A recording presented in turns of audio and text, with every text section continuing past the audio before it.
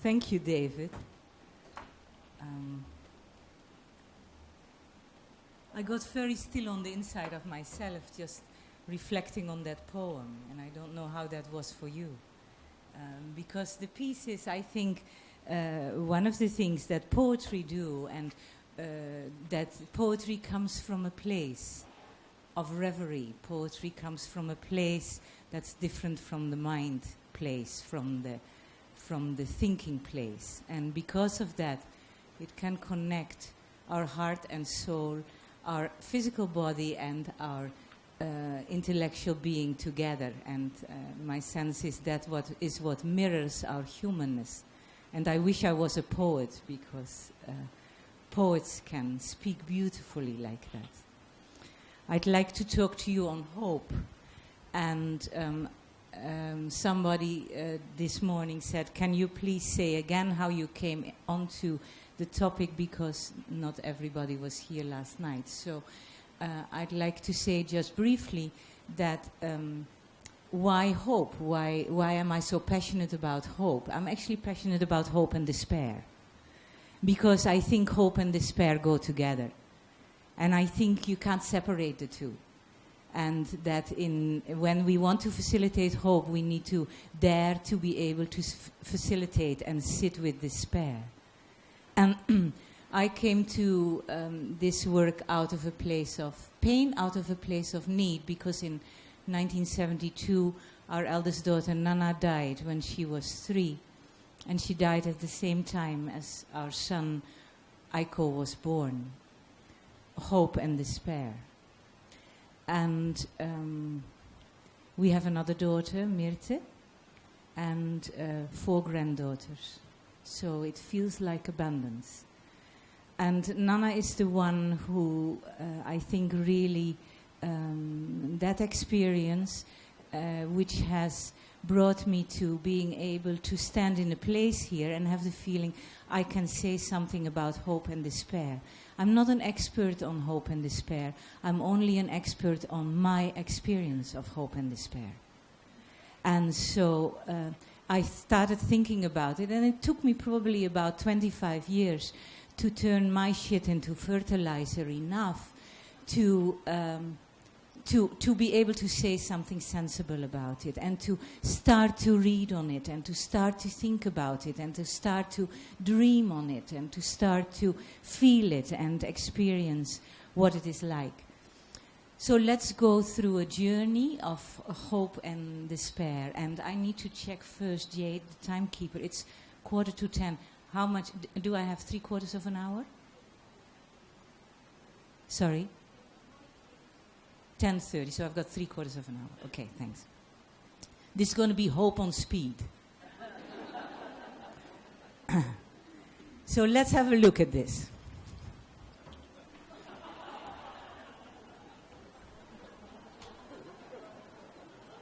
What do you think? Is this hope or is this despair? Despair, you think? Hope, you think? For who? Who's voting for the bird? And who's voting for the frog? Right. You know, the piece is what it never ceases to amaze me, how we all are looking at the same image. And we all are interpreting it in a different way. Some of us are looking and thinking the frog's going to win this. And others think, you know, the bird's going to win it. And some of us look at it and think this is despairing. And others think this is very hopeful. And it is again a way of being aware how I can never judge how another is going to interpret or see the world. And I think that's a place that's important to come from in the work that we do. That what for me might be hope-giving, for you might be as hopeless as anything. And the other way around. So let's look at some more theories on hope. Here's one for your mind to keep it awake. Hope is a multidimensional, dynamic life force characterized by a confident, yet uncertain expectation of achieving a future good, which, to the hoping person, is realistically possible and personally significant. So what are some of the words that jump out for you in this? Sorry? Realistically, yeah. The confident person's uncertain, that's right. That is what hope is about, isn't it? It's an internal representation of a better world on the outside. And it is that confidence, that internal representation, that then can take us to the next step. And it's so being aware that there is a real keyword in here too, which often we get mixed up in our work. It is to the hoping person. And it is being aware that when the person is hoping, that is gold. That is medicine, because at that moment already there is a possibility and an opportunity and a space to take the next breath, to take the next step. No matter how long that is. Might be half an hour, hoping to be pain-free in half an hour, or it might be 2 years or 20 years. It doesn't matter what. Yeah. Here's another one. Poetry again, Dave. Hope is the thing with feathers that perches in the soul and sings the tune without the words and never stops at all.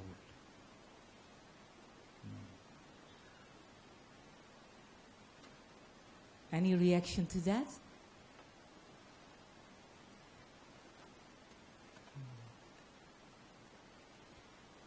It's Emily Dickinson who really speaks about the sense that hope never stops. That it is always there, singing the tune in the soul.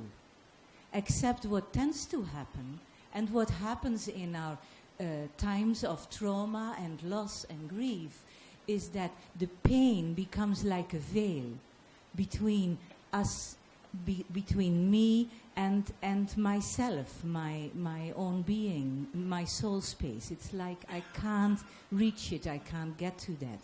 It sometimes becomes a veil between me and my community, me and my loved ones. And when that happens, I cannot hear the tune. And when I stop hearing the tune, then a place of hopelessness comes in, a place of despair comes in. And we need to look at that. We need to look at despair. Leunig has a beautiful... it says it all, I think. Yeah, it's that.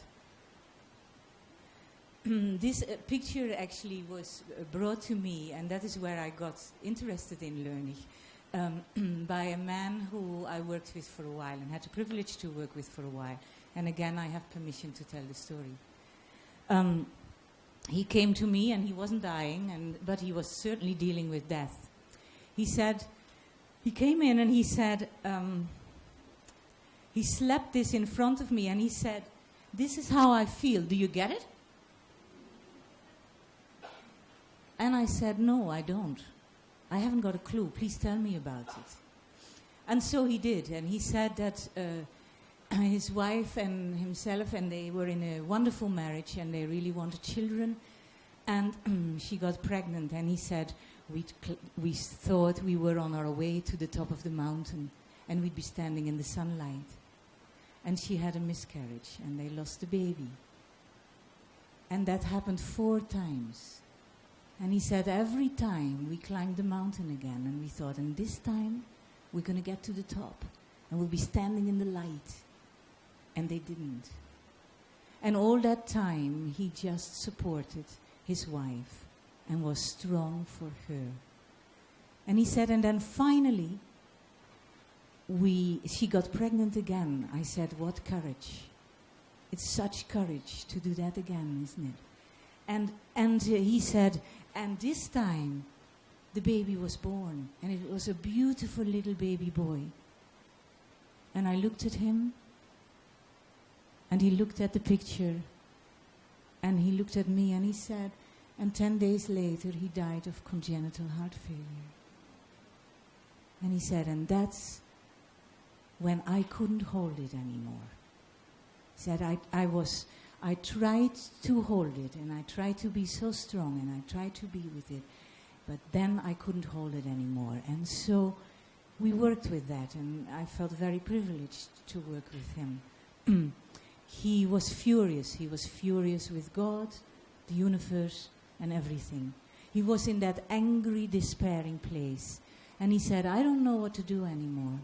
And so what happened basically was, what he did was, he talked some in the work we were doing together, but what he did was he dug a garden at home. And this garden, digging his garden, and starting to plant things became his way to put his anger and his despair and his rage into a place that could hold it. And so it's about hope and despair, and it is about daring to be with the pain. And when we dare to be with the pain and our own hopelessness, our own helplessness, and our own despair, then in doing that and knowing we get through that, we get the courage to be with people who are in that place, instead of trying to get them as quickly out of that as possible and trying to bypass the process that needs to be gone through to come out in the other side. Here's one more. Hope is the bridge from experiences of the past with the possibility to go into the future. And what's this license withered? Hello, Norman. I better cancel this, I think, if I can. So that's goodbye to Norman. I hope I didn't delete anything. Good. Hope is the bridge from experiences of the past with the possibility to go into the future and take the next step. And that is how it is. It's taking the next step. Now let's start and walk through the quadrants. And start with the physical quadrant, and starting when we're little. When we're little, when little babies need, what do they need? They need food, they need shelter, they need warmth, they need security, they need to be comforted, they need to be held, they need skin, touch, all that. When a little one gets that, a little one dares to yearn for more. When that is fulfilled, when that sense is fulfilled, because little ones experience very much the world through their senses, then what comes, when that sense is fulfilled, what comes is a sense of inner security. A sense of, it is all right to desire, to yearn for more of that, to have hope that more of that will happen, and have that hope fulfilled. And just briefly, if you want to look at some research, then Bruce Perry in the States has done a lot of research with brain development in children who have been neglected, and looking at the brain size of children who have been neglected, as opposed to children who have who've been marinated in love, who've been marinated in support and care and comfort and well fed. And children who had that have wonderful brain development. And we know now how significant it is, the brain development in the first years, and the development of a human being in the first years of life. And what comes out of that research is that children who are neglected, severely neglected in whatever way, their brain size is a third less of that of a healthy one. I was shocked by that, actually. And that's where I think I've got a sort of flaky theory. This is not researched at all, so forget about research here. Which is that we often talk about the glass half full and the glass half empty. And my sense is, how come that some of us approach the world and see the glass half full, and some of us who see the glass half empty? And often in my work, and this is certainly not backed up by research, but often in the work I see, when going back in the journey, in the story, that first yearning, that first period of desire and hope that whatever is kind of a birthright will be fulfilled and given, when that is given, that we dare to see the glass half full, we see to life half full. We have the sense of, more can happen of this. A kind of trust that builds bit by bit. And that is what happens in connection too with human beings. And that is where it is, I love that you have, here it is, this beautiful image of connection. And that's what it is all about, isn't it? It is about, in our work, in our life, in our being, all about connection. How do we make true connection? How do we feel that? And that's where the emotional quadrant comes in as well. And I have Maori words with it because I present this quite a bit in New Zealand as well. So the Maori word for emotional is arunga nui, which means big feeling, big emotion. And it is experiencing the world with feelings, with the self. And I want to talk about connection a bit more. Here's another snapshot. Just a simple photograph of one of our granddaughters, and this one's called Nozomi. And Nozomi means hope. This is, and what's she doing? Yeah, she's looking at her. You can just see the outline of, and that she's looking at her mum. Yeah, and she's with her fat little sausage fingers holding her mum's finger, and they are looking at each other. We call it the gaze. How many of us have gazed lately? Because there's something so potent in the gaze. When we gaze, my experience is when we gaze, at that moment there are not two people anymore. There's only one. There's only the space, the energy in between, that which is not tangible. That which I would call God or the divine or whatever. And I don't want to go religious on you in any way. But it's that kind of looking at that dimension that is beyond what is speakable and beyond what is tangible.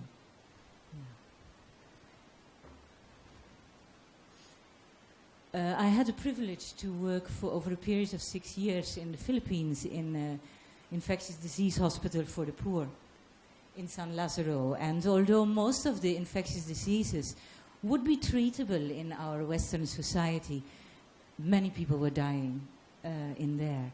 And one of the most horrible places was the pulmonary TB ward. And pulmonary TB is a bit like leprosy in the Philippines. And I'm talking about this because I want to talk about connection and disconnection. So there is it makes some sense if you hang in with me for a moment. And again, I have permission to show these photographs. And I have permission to tell this story. In the pulmonary TB ward, there are 100 beds, and there are usually 200 patients in them. And so 2 patients share a bed, like in this one. And I understand the English word consumption. It really is like that when seeing these 2 people. And these 2 men need to share their oxygen because there's only 1 bottle for the bed, so they have to share the oxygen. And there is not much clean linen, so he's sitting on a piece of cardboard.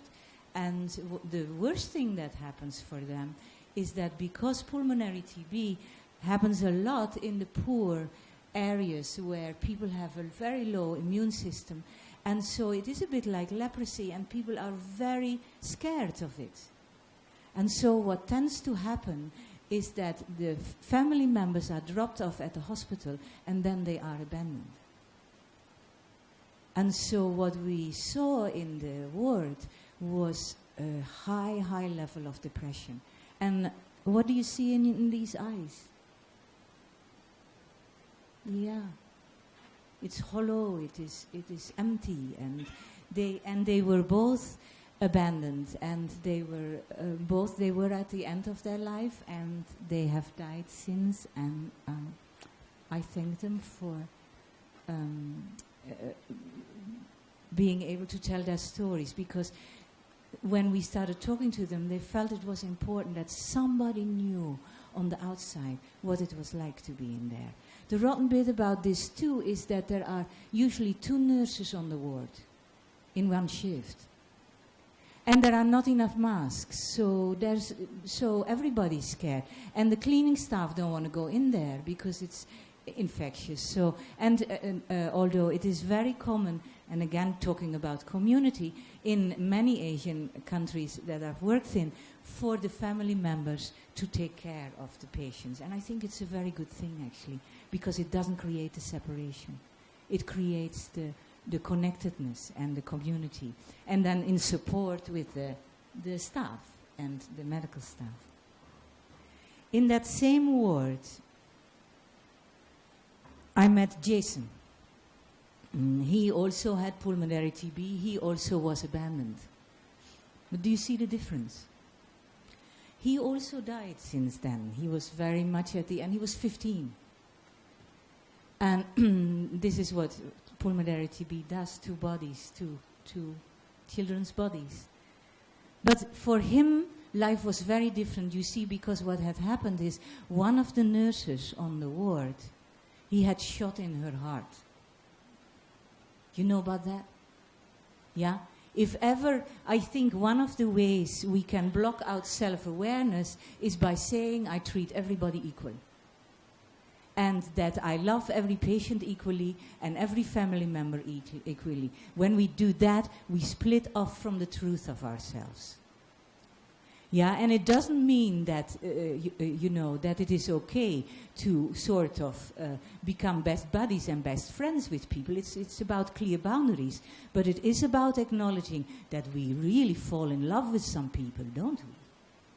And it is good to know that and to stay awake to that and to be aware of that. Because if I'm aware and awake to that and I'm working on the ward and the other patients hear me talk to this special person and I marinate them and the other ones hardly get a growl out of me, ooh, ouch, the damage is horrendous.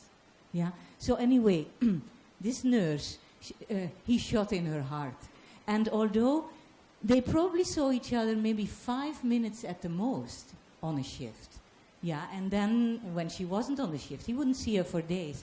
But what he did have, she had given him, and you can see it, he was Roman Catholic, and she had given him prayer beads. And so the prayer beads, whenever she was not there, he would hold them.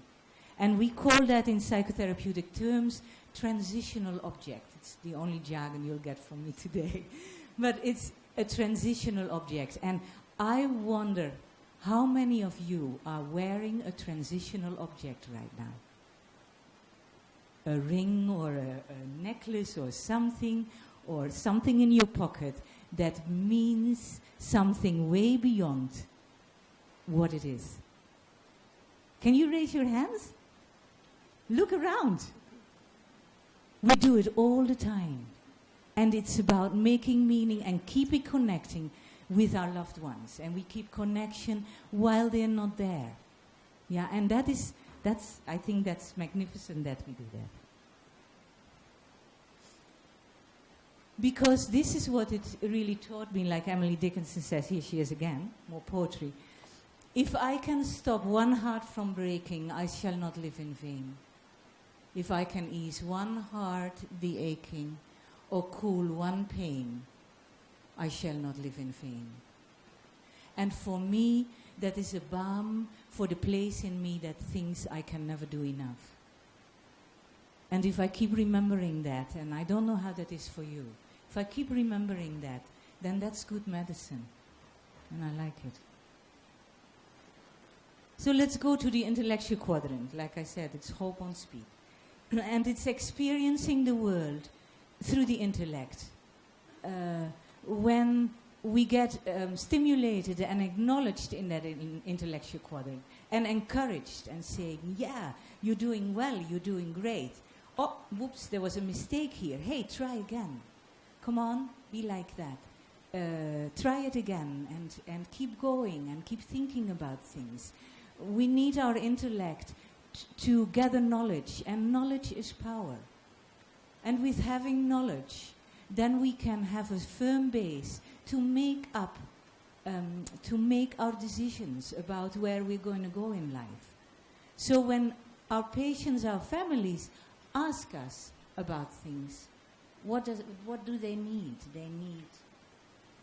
They need an honest answer. When somebody asks a direct question, I love it, because I know that when they ask a direct question, they're ready to hear an answer. Yeah, you sometimes hear these half-hearted questions about, I wonder if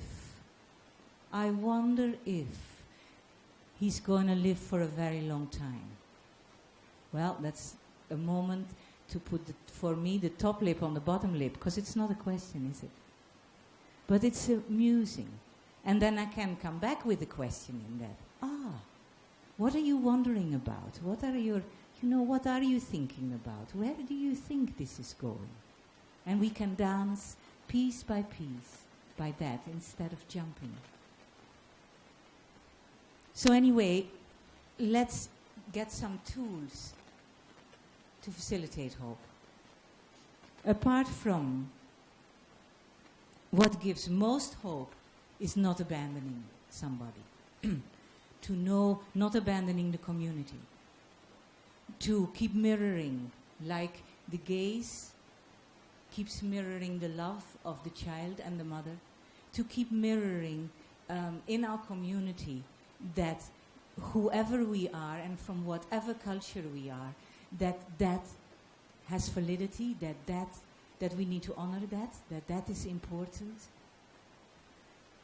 So Kay Hertz, if you want to look at, if you want to do more reading about it, and she's been very thorough in her research too, Kay Hertz has identified 7 points of hope. And let's go through them one by one, because I like them. They're a simple tool in my kitty, in my tool bag, and we can work with them. And the first one is presence of meaningful relationships. And here are those four again, because I consciously want to tie it together with what we talked about last night. It is about that. That is what it is all about, the presence of meaningful relationships.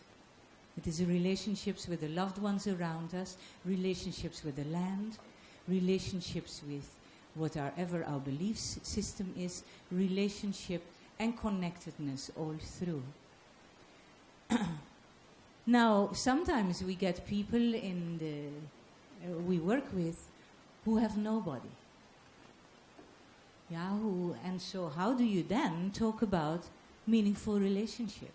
Because in asking the questions about who are the people who are important in your life, what happens it creates hope.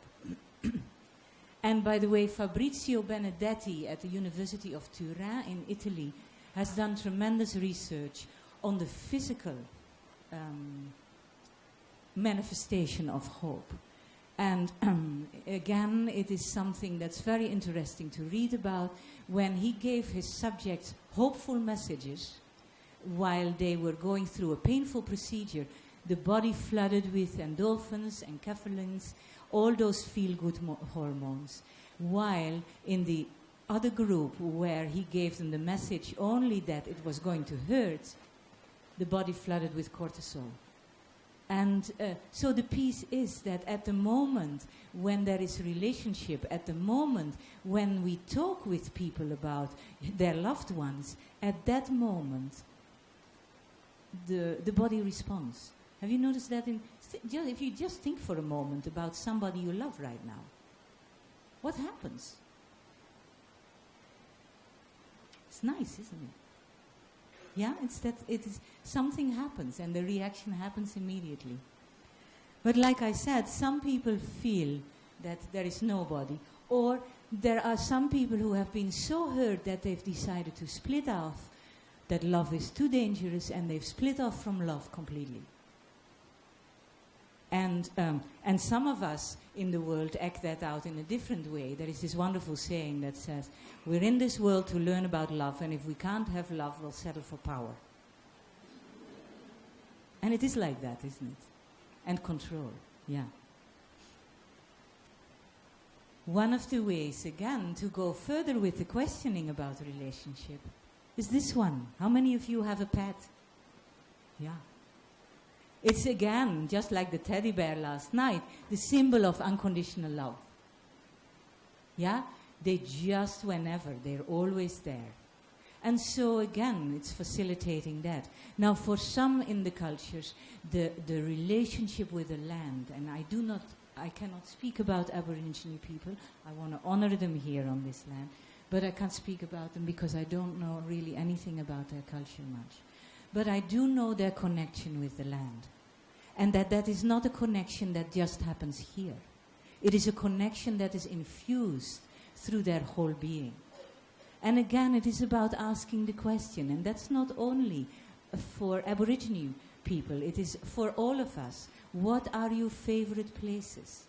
Where is it you make a connection with the land? Yeah. Humor is another one. And we all use it. We talked about it yesterday, and it is about,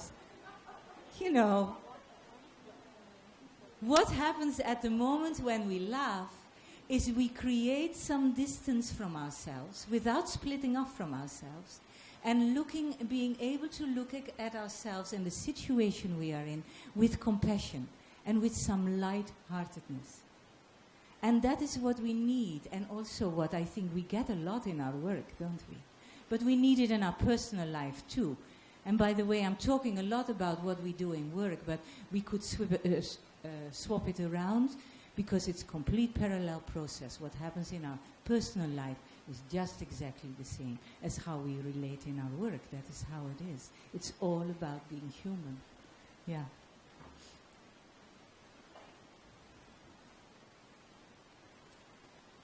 And the next one is clear aims.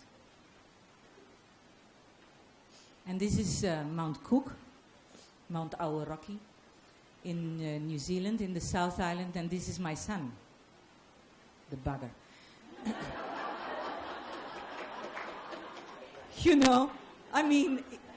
Talking about learning to trust again, yeah? And our daughter started parachute jumping. And I thought, where have we gone wrong? Why don't they take up chess as a sport? It's much better, isn't it? But no, there he was, soloing Mount Cook. By the way, the photograph, because he was just as bad, the photograph was taken by my husband, so.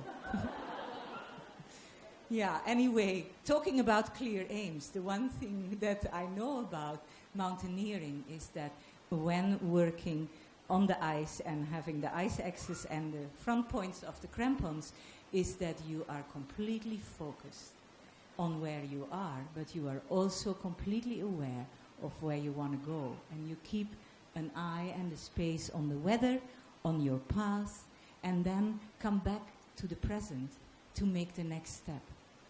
And then when the next step is taken, looking up and seeing where you go next. And that is how it is also in what we can facilitate for ourselves and for the work. What are my aims? What are my aims in the work? And what are my aims in my personal life? And what is it that resonates with me in the inside of myself? Where do I want to be? Where is the place that I want to be? Or is the place where I am right now just perfect where I want to be and where I am? And that's the same for the people working with that. And one way to facilitate hope is to find some aims. So asking the questions and exploring together. What are you hoping for? How do you see the future? How far do you see it ahead? And for some, again, it's only in the next half hour hoping to be pain-free. And for others, it is in 20 years' time to get a degree or whatever. It doesn't matter what it is. It is about facilitating those aims.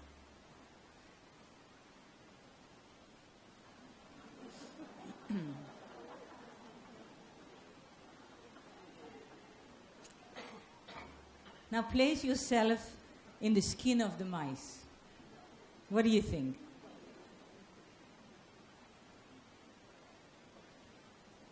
It's a bit dire, isn't it? Yeah. It's a dire situation, and I'm sure all of us at some time have been in a place like that. Yeah, where we felt in the belly of the snake. And, oh, Norman is back. Let me just get rid of that. There are some positives, though. What are the positives here for the mice? What's that? They got light, absolutely. They've got light. There's 2 of them. Yeah. They know where they are. And they have a choice about where they're going.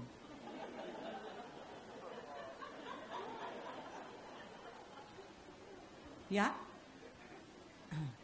The piece about it is, what it comes back to is, what do we need to facilitate hope, is we need to honor people's courage. It takes courage to take the next step. And courage comes from the word cœur, courage. It's the word heart. And it comes from that place. Courage is something we cannot do here. Courage is something that comes from here. Determination, however, is something where the will and our mind comes in. And with courage, when we make a decision, a courageous decision to take the next step, or our patients and families do that, then how do we facilitate the determination? What does it take to take the next step? And how do we strengthen the will of the people around us, or our own will to take that next step? And why do we need serenity? Because if we are not in tune and take the times to, like was on the slide yesterday, doing nothing and listening, if we do not have that time, we cannot be aware of what it is like to be in the present right now. And we need serenity also at times, just to stand still for a moment and try to put ourselves in the skin of the other we're working with. And just listen for a moment what that is like. It's all about listening. And I think so much of our work is about listening and very little about talking.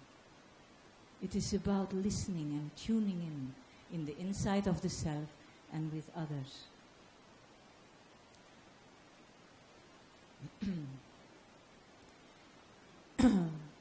You all know this image, huh? And I do not want to trigger anything with it, so I hope I don't. But what it struck me in this image was that here was a positive moment, a moment of hope in the horrendous direness. And I think, again, it is about memories. It is about asking what are positive memories, and about us also, for ourselves, harvesting those positive memories, gathering them together. They become like a string of pearls that we can wear around our heart and soul. And we can think, yeah, this is another experience, a beautiful, positive experience. Nobody can take it away from me. That moment, nobody can take it away from me. And I think it's something that helps me a lot, is at the end of the day, just take that moment of doing nothing and look back on the day and gather those moments, those positive memories of just that day. And then I think, if I drop dead tonight, nobody can take those away from me. They are always there. It is kind of honoring them. Yeah. The next one is having one's individuality respected and something else accepted. Yeah. And that's basically no judgments. And I've never met anybody who could be non-judgmental 24 hours a day. Have you? Because if you have, I'd love to meet them.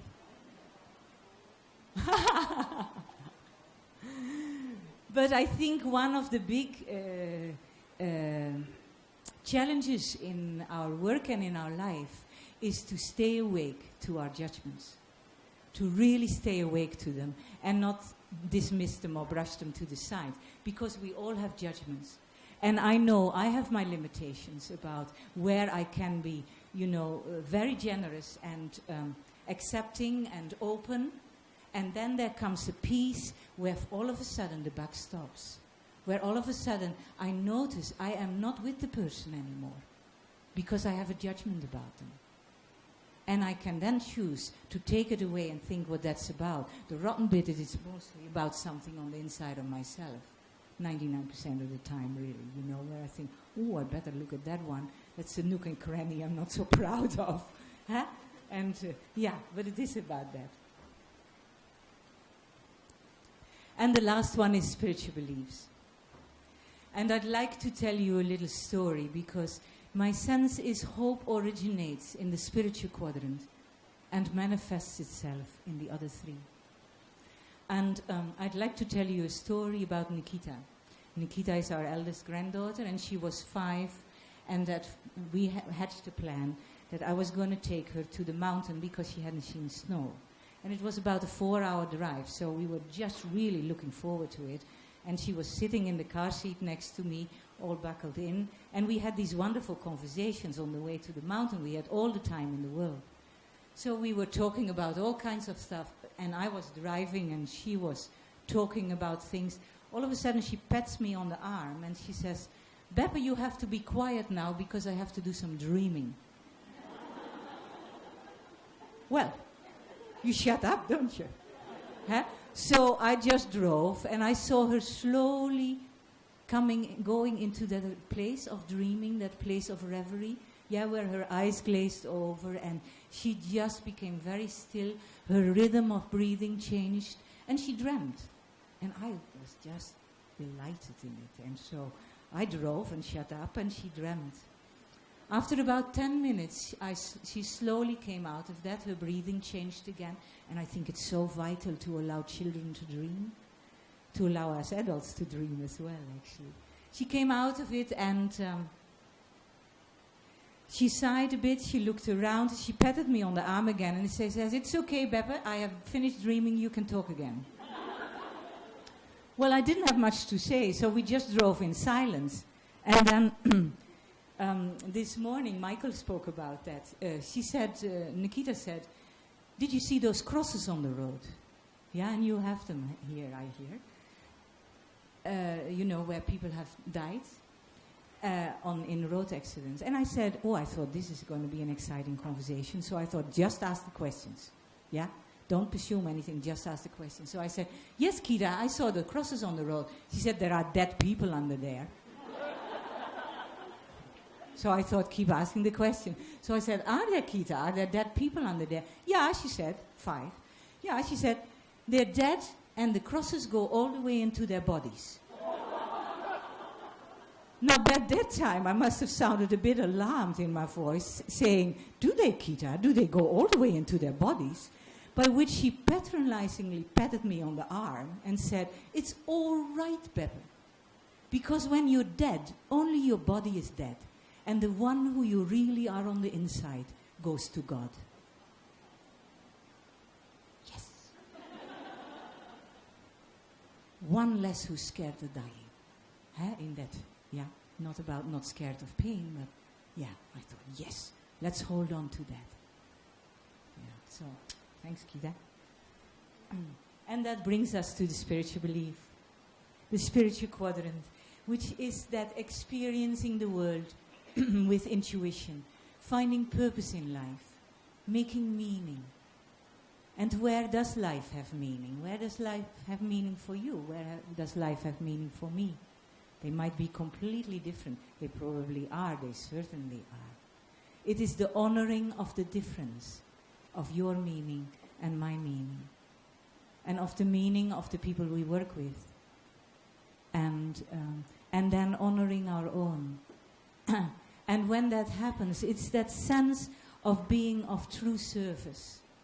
And that sense of when I am of true service, I don't need you to get well, or to think I'm fantastic, or to think that I'm the only one who can fix you, or whatever. I don't need anything in that. Then I come to a place of an inner peace.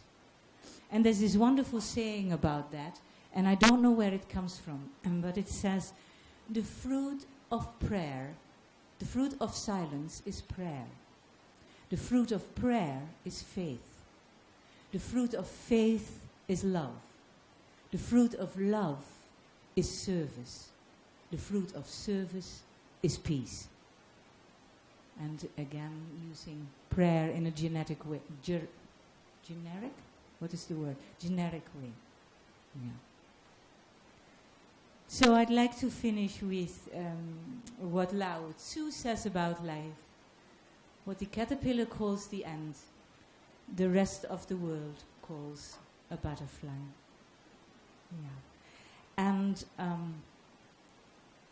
it is being aware that we at times are bridges. And we at times are bridges of hope where people can take the next step from the past through the present into the future and feel confident about that next step. And I think true service is about not just helping somebody or accompanying somebody over some difficulty. Not a big bridge, a big monument spanning anything, but just a little bridge like this. And when I do that, I escape from the smaller place of self. And I go to a bigger place. And that in that place, I am of service with another. And my stuff and my ego gets out of the way. And when I do that, then that's where I feel I'm wholeheartedly where I want to be right now. And where I need to be right now. And I know of only one greater blessing, and that's a saying of Joy Crowley, who's a poet, a New Zealand poet. I know of only one greater blessing, and that is to allow someone else to be a bridge for me. Thank you very much for your attention.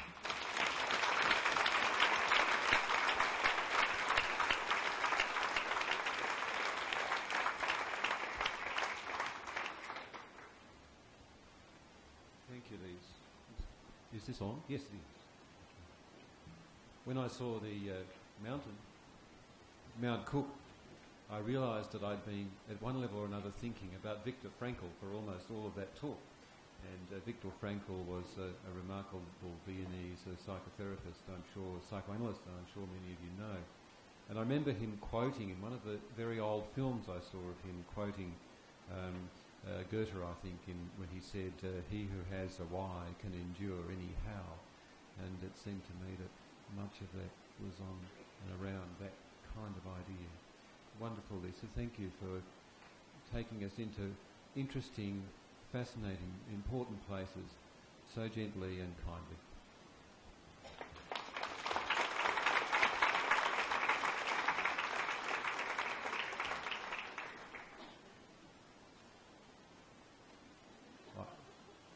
I believe you now have the opportunity to have a cup of coffee or tea or something like that. So thank you, Liese. Please thank her once again.